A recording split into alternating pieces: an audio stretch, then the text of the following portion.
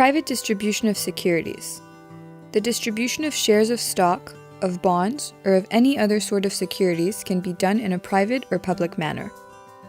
Everywhere in the world, any distribution of securities is highly regulated by the legal order.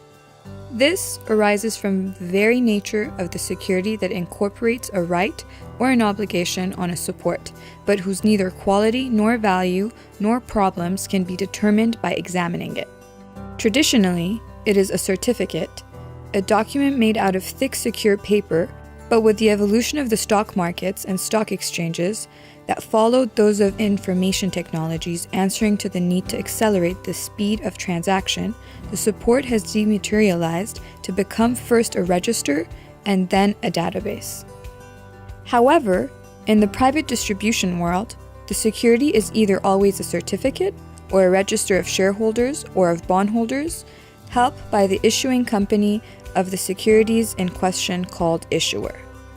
The issuer, products and services he proposes, the markets it addresses, the securities intended to be sold to the investors to be financed, the risks the issuer incurs and those that the investors will incur by purchasing these securities must be assembled into a disclosure prospectus, sometimes called private offering memorandum and other times private placement memorandum. It should be clear that that last designation is both more frequent and more ancient. Today, the regulator recommends its use in case of securities issued by a public company, that means listed on a stock market but distributed privately.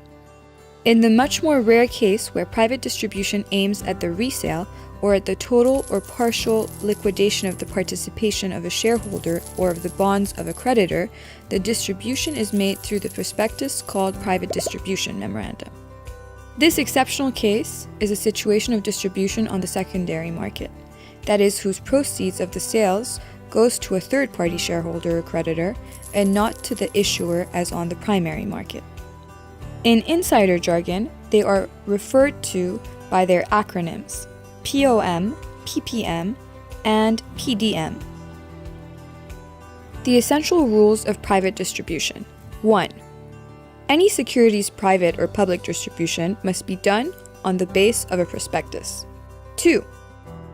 Potential investors solicited must belong to a category called accredited investors.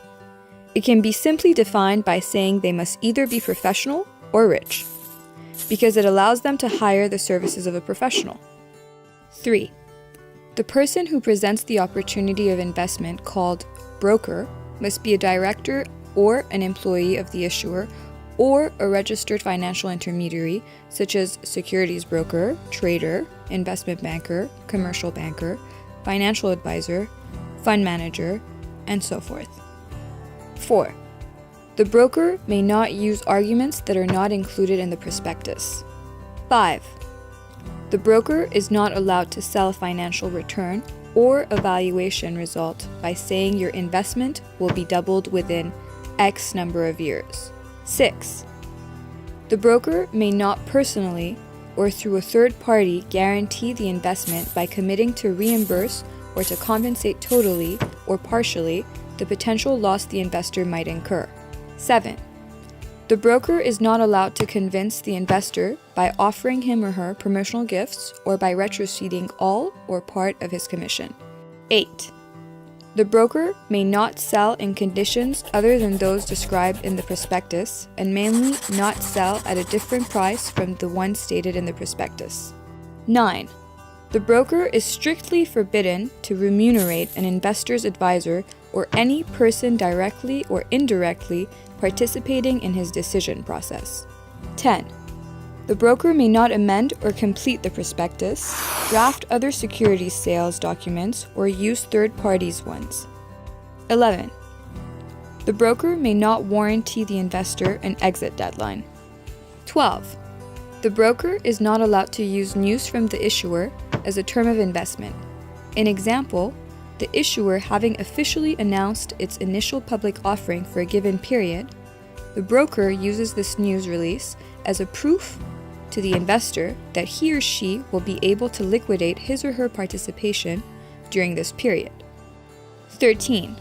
The broker may not argue about the amount of securities sold to induce the investor to invest, especially by putting pressure because there are only a few securities left. 14.